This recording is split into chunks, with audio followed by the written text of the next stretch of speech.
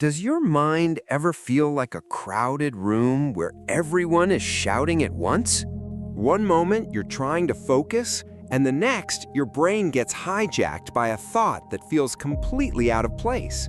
It might be a strange, unwanted sexual fantasy, or a cringy memory on a loop, or just a chaotic jumble of mental noise. You try to push it away, to shove it back into whatever dark corner it came from. But the harder you push, the louder it seems to get. A wave of shame washes over you, followed by a hot flash of anxiety. You start asking yourself, why am I thinking this? You might wonder if there's something wrong with you, or if you're a bad person for having these thoughts. Let's take a collective deep breath right here.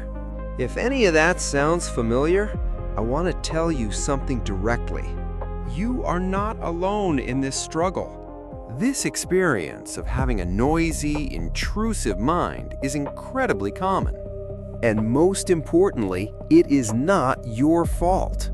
You're not broken for having these thoughts. You've just been using the wrong toolkit to deal with them. For years, many of us have been taught to fight our own minds, to engage in a kind of mental warfare against any thought we deem unacceptable. But psychological research has shown time and again that trying to suppress a thought is like trying to hold a beach ball underwater. The moment you lose focus, it bursts back to the surface with even more force. So, what if there was a gentler way? In this video, we're not going to fight, and we're not going to suppress. Instead, I'm going to give you a gentle 5-step method to turn down the volume on that mental noise and reclaim your peace. This is about learning a new relationship with your mind based on a crucial insight.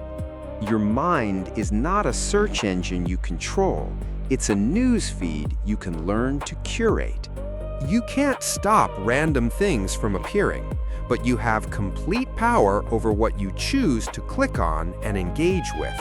By the end of this video, you'll have 5 concrete tools to do just that. And make sure you stick around for step 5, where we'll go through a powerful visualization technique you can use anytime to let thoughts go. Now, it's important to add a quick disclaimer here.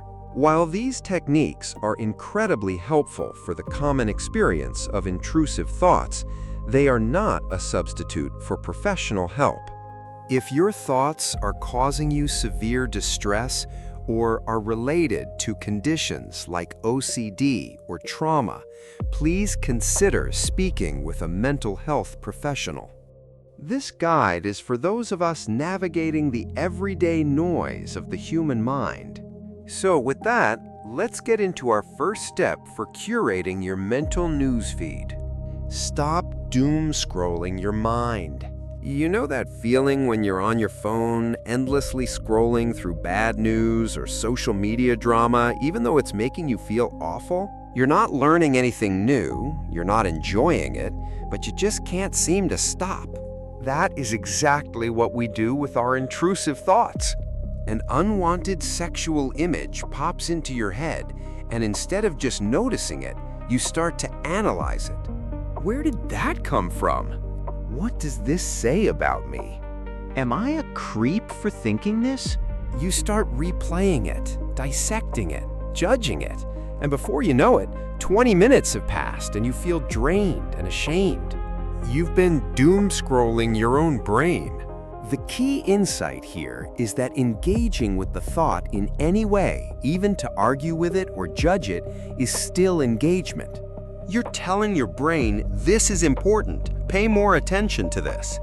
So the first step is simply to recognize this pattern. When you catch yourself analyzing an unwanted thought, I want you to mentally say to yourself, I'm doom scrolling again. This simple act of naming the behavior creates a tiny bit of distance between you and the thought. It depersonalizes the process. It's not a character flaw, it's just a mental habit. The goal isn't to never have the thought appear on your feed. The goal is to get better and faster at not clicking on it. Don't get stuck doom scrolling your own brain. It's a powerful reframe, but it leads to a very practical question. How do you actually break free from that scroll in the moment? How do you close the app in your mind? That's what we'll cover in Step 2. Step 2. Install a thought breaker habit. Recognizing that your doom scrolling is the first half of the battle, but you need a pre-planned escape route. This is what a thought breaker is. It's a simple, physical action that you decide on ahead of time, which you will perform the moment you notice you're stuck in a thought loop. This isn't about distraction, it's about interruption. You are physically breaking the spell of the thought by engaging your body. Your thought breaker needs to be something very easy and accessible. For example, it could be standing up, stretching your arms as high as you can, and taking one deep breath. It could be touching a specific object on your desk, like a smooth stone or a particular mug, and focusing on its texture for 5 seconds. It could even be saying a neutral phrase out loud, like "the sky is blue" or "I am here in this room." The key is that you choose your thought breaker now when you're calm, so you don't have to think about it in the moment of stress. This works by creating a simple habit loop. The cue is the awareness of the intrusive thought spiral. The routine is your chosen thought breaker action, and the reward is the feeling of relief and empowerment you get from successfully breaking the cycle, even for a second. Imagine someone named Alex who struggles with intrusive thoughts while trying to work. Alex decides their thought breaker will be to get up from their desk, walk to the kitchen, and get a glass of cold water. The next time a thought sends them into a spiral, they feel that familiar dread. But this time, they have a plan. They don't argue with the thought, they just stand up and walk to the kitchen. They focus on the feeling of the cool glass, the sound of the water, the sensation of drinking it. By the time they get back to their desk, the thought hasn't magically vanished, but its power is gone. The spell has been broken. Over time, this action builds mental muscle. You're training your brain that you are in charge of your focus, not the random thoughts that float by. So, what will your thought breaker be? Decide on it right now. Now, you might be thinking that having to constantly break thought spirals sounds exhausting. And that's exactly why our next step is so crucial. So we've covered the defensive strategy, but the best defense is a good offense. That brings us to Step 3. Crowd out, don't cut out. Imagine your mind is a small garden. Intrusive thoughts are like weeds that pop up uninvited. You can spend all day frantically pulling weeds, and you'll be exhausted. Or you can focus on planting so many beautiful, vibrant flowers and lush greenery that the weeds have no space or sunlight to grow. This is the crowd out principle. Experts in cognitive science have found that our minds often generate intrusive or unwanted thoughts when they are understimulated. Boredom, loneliness, and lack of engagement are the fertile soil for mental weeds. So instead of focusing on what you need to cut out, I want you to focus on what you can add in. What are the flowers you can plant in your life? This could be a new, absorbing hobby that requires your full attention, like learning to play the guitar, trying rock climbing, or diving into a complex video game. It could be scheduling time for deep, focused work on a project that you find meaningful.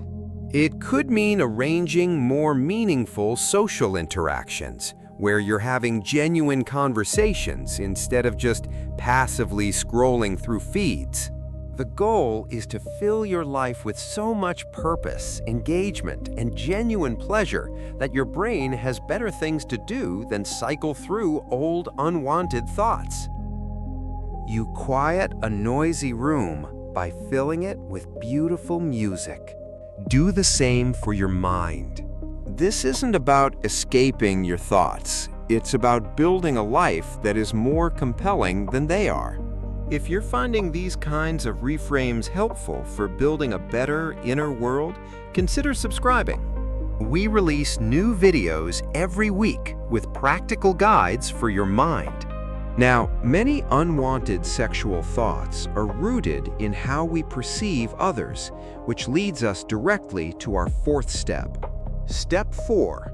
Focus on connection, not collection.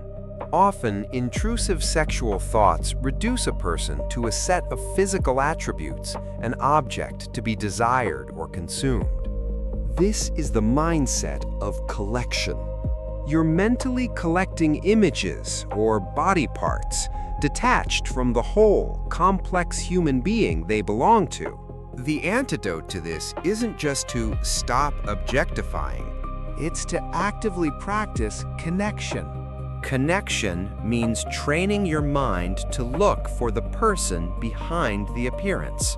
It's a conscious shift from asking, "What do they look like?" to asking, "Who are they?" When you see someone you find attractive, instead of letting your mind zoom in on physical features, challenge yourself to get curious about their humanity. Wonder what their favorite book is. Imagine what makes them laugh uncontrollably. Try to guess what they're passionate about, or what they might be stressed about today. Think about the last person you were attracted to. What's one thing you know about their personality? If you can't think of one, this step is for you. This practice retrains your brain's reward system. It moves the dopamine hit from the simple, primitive act of collecting a visual to the more complex and rewarding act of connecting with a fellow human. This isn't about denying attraction, it's about enriching it. It's a shift from a mindset of consumption to a mindset of curiosity and empathy. Maturity is when you shift your focus from collection to connection. All these steps are powerful, but they all rely on one core skill, the ability to let a thought go without getting tangled in it. That's what we're going to practice together in our final step. Step 5, the thought cloud visualization technique. The most common question people have is, how do I let a thought pass? This exercise is the how. Okay, let's try this together right now. You can close your eyes if you feel comfortable, or just soften your gaze. Take a deep breath in and out. The next time an unwanted thought appears, the first step is just to notice it without judgment. Don't fight it, don't analyze it, just acknowledge its presence. Now imagine that thought, maybe as a word or a simple image, being gently placed inside a fluffy white cloud. See it there, nestled in the cloud, separate from you. Your job is not to push the cloud away or try to pop it. Your only job is to watch it. Imagine a gentle breeze carrying that cloud across the vast blue sky of your mind. You just stay put on the ground, watching it float by. It might float slowly, or it might drift quickly. Another cloud with another thought might appear right behind it. That's okay, just give it a cloud too. Notice it, name it, and watch it float by. This is a skill, and like any skill, it takes practice. But it gives you a concrete action to take, a how for letting go. Let's bring it all together. We've covered 5 gentle but powerful steps to quiet the mental noise in your life. First, we learned to stop doom-scrolling our minds, recognizing that engagement is what gives thoughts their power. Second, we decided to install a thought breaker habit, a simple physical action to break the spell of a thought spiral. Third, we embraced the crowd out principle, focusing on filling our lives with meaning rather than just fighting weeds. Fourth, we committed to focusing on connection, not collection, shifting our perspective from objectification to humanization. And finally, we practiced the thought cloud technique, giving us a concrete how for letting thoughts pass gently.